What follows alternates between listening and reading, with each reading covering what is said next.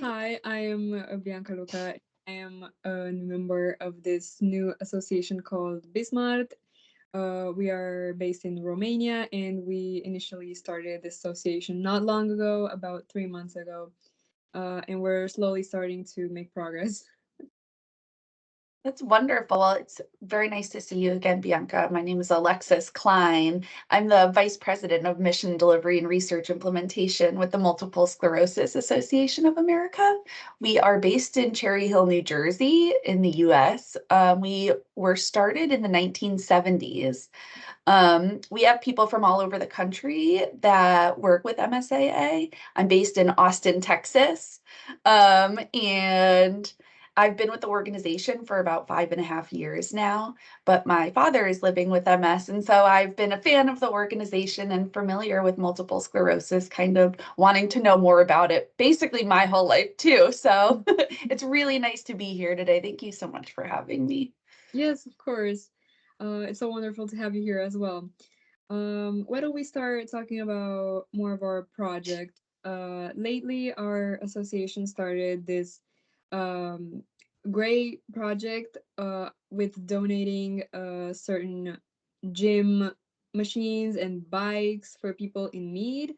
And this project has been a huge success so far. I've seen so many people are very happy and pleased with what they've got so far, and I'm very happy to see them happy. So I hope this is gonna be better and just uh, great for people in need as well. Also, I've noticed that you guys also have a project like this where you donate more things more than just bikes and certain machines, and I think that's just awesome. I feel like I've never really seen this before, and I feel like it's just such an amazing project. I wish that our association is gonna have this big of a success as well, so I'm really hoping that is gonna happen. Yeah, that's so incredible. And that's, there's so much information that it's so important for people to stay active and physical. Just all of us need to be able to move our Yeah. body in meaningful ways. And so being able to give people adaptive or equipment or workout things that work best for them that can be used at home is great. At MSAA, like you said, we have 3 programs. We have an adaptable equipment program that has things like wheelchairs and walkers and shower grab bars, a whole bunch of things. But then we also have a cooling equipment program, which is really neat. MSAA helped to discover that, and it was a technology from NASA, which is like our space program. And what it is, it's vests and cooling garments that have, or they're like, I don't know, clothing items that have built-in pockets for ice packs and things like that, so that when it's hot out, folks can put on their cooling vests or their cooling garments and spend a little bit extra time outside while still, being able to maintain temperature, which can be tricky sometimes. And then we also have an MRI program, which helps folks who are needing to get their MRI. The recommendations every 6 months to a year, but that doesn't happen for everybody. They're super expensive. And so we try to help folks get that. So I think that, what you're doing now is so smart and so powerful, and people are probably so appreciative of that. You guys are doing an amazing job from what I can see. And it's honestly such a pleasure to just see everyone happy and satisfied. And since sport and exercise is just so important in someone's life, especially someone with MS, it's basically one of the most important things, and it can help you also recover from a possible relapse or just overall feel better and heal from anything that's just causing you stress. So I think that this is really important, and that's why we're trying to also promote just sport and exercise in general, because for me it's also been very important. Sometimes I'm not that motivated to do sport, and just seeing other people do it and use our the bikes that we donate to them, it's just kind of makes me feel more like energetic and ready to go on with the exercise. So I feel like it's super important to just have this wellness routine every day, and it also goes with food and what you consume on a daily. It's also very important to just have like a balanced diet when it comes to food and also sport. They should be like the most important in a person's life, especially diagnosed with MS. So one thing that I wanted to ask you was, based on statistics, approximately how many people are diagnosed in the US with multiple sclerosis? Yeah, that's a really great question. Because if you had asked us, I think it was 5 or 6 years ago, we had way undernumbered the number of people that are living with MS in the US. It was somewhere, for years and years, it was just going around, it was somewhere around 500,000. Now we know it's somewhere more than 1 million people are living with MS based on a study that was done only a couple years ago. And so, having that understanding that there's so many more people out there who are living with MS, there's so much bigger of a community was really powerful. And it really ignited that look at, okay, how do we really promote this and advocate for people living with MS, not only making the community, but helping people make sure that they can achieve their health and wellness goals, just what you've been talking about. Yeah. Also, about the national program that we have here, our country basically gives people with this diagnosis free treatment. Uh, for those who are obviously in this national program, I know that in the US this is different. Yeah. Yeah, the US has a crazy healthcare system. There's lots of different stakeholder groups that are kind of making those decisions for who gets treatment and how much it's going to cost, and how hard it's going to be to get to it. So we have about a little more than 20 disease modifying therapies available for people living with MS in the US. And it's kind of interesting too, because they are marketed. You can see them on like the internet, or you see it when you're watching TV, you'll hear commercials come on that are for these treatments. And it's kind of surprising. It was never, for a long time, it wasn't like that because there weren't a lot of treatment options. But now we have somewhere more than 20, but there are barriers to cost. Some of the newer treatments, we do have the pharmaceutical industry, when they come out with a new treatment, they offer some patient options, so they can have their treatments for free, or they can have it the cost impacted a little bit, make it a little bit cheaper for them. But for the most part, people living with MS in the US pay somewhere between $50,000 and $60,000 more a year on their health care, because they are having to manage their MS too. So it's super expensive. And that's an important thing that we try to do at MSAA, and a lot of our colleagues too are trying to figure out, how do we work with these stakeholders and industry partners to make it a little bit easier and a little bit fairer for people to be able to get access to their treatments. I'm wondering if it's easier for you, or if you think with less options but a little bit easier, more streamlined access, perhaps it's a little bit nicer than our system here.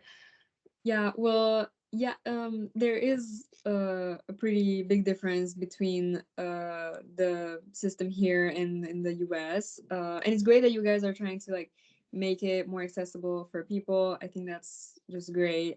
In here, we have about 14 treatment options for people, and yes, they are basically free for people who are in this national program, which I think that's great because we don't have to pay for anything, which is, I mean, that's just right off the bat, that's just easy to, much easier. However, I know that some people have to pay for certain therapies to get, like, to heal something, especially if they had a relapse. Which consists of something like your leg becoming numb and you're not like being able to walk for a while. I know there's certain therapy for this that you have to pay.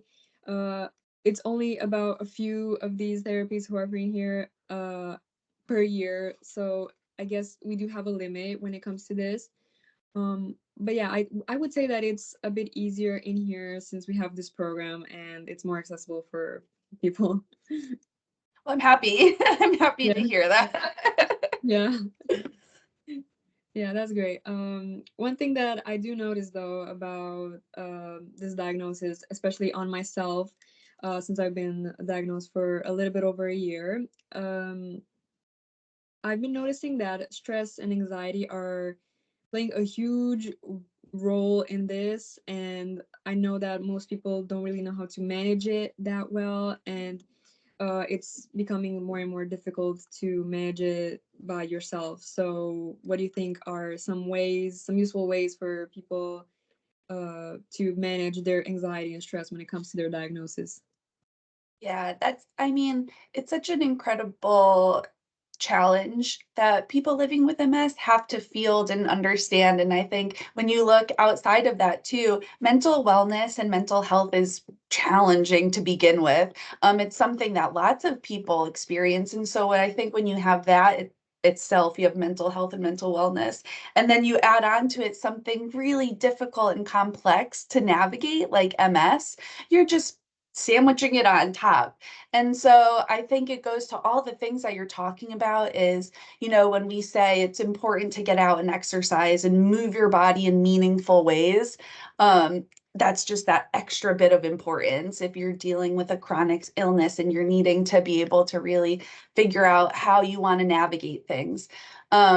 And so, some little things that we have, there's some neat new technologies that are out. Of course, any sort of therapy or talking to a counselor, a social worker, that's something that's really important, at least that we do in the US. Some of those costs of care, and the same, it sounds like with you guys, is having to go to the complementary care, finding a mental wellness provider or finding an occupational therapist, or just someone to talk to and go about. And so I think it's really important to always find someone who's trusted, who you feel like you can talk to, who you feel like understands and supports you, making sure that you're moving your body in meaningful ways, and definitely making sure, brain exercise, finding cool things that you like. Art is a big thing, and it's something that you can find millions of different mediums and ways to express yourself. And it's such a powerful way to share your story, maybe without words, and help kind of get some of that mental health and mental wellness maybe out on paper instead of it being all bottled inside. Yeah, that's a great point, actually. And speaking of art, I myself am studying art right now and hopefully will become an artist in the future. And I do agree with the fact that art is possibly one of the best ways for me to express myself, especially when it comes to my stress and anxiety. So by drawing and just creating in general, is just basically eliminating my stress and my worries, and it makes me think about all of the good things about life, and it basically helps me express myself better than if I try to use words, for example. So art is great in here and I'm just really fond of it. Also, I know that you guys have a really awesome project about improving life through art, and I've noticed it on your website. I think that's just wonderful as an artist myself, and as my artist friends say, it's just great to sort of find other people who are passionate about the same things like art, and that way you can express yourself and tell your story that way, which is just wonderful. I love it. Totally agree. I love that. Yeah, that's great. I mean, art is truly wonderful when you can understand it and use it wisely. Yeah. What's challenging, or if, how do I get outside? How do I move my body? Those are just little things that maybe seem little but make a big difference for people. You can start from something small and then build up, and you notice that you have some progress as the day goes by. And that's just great, and it helps people really heal a lot, which is just wonderful.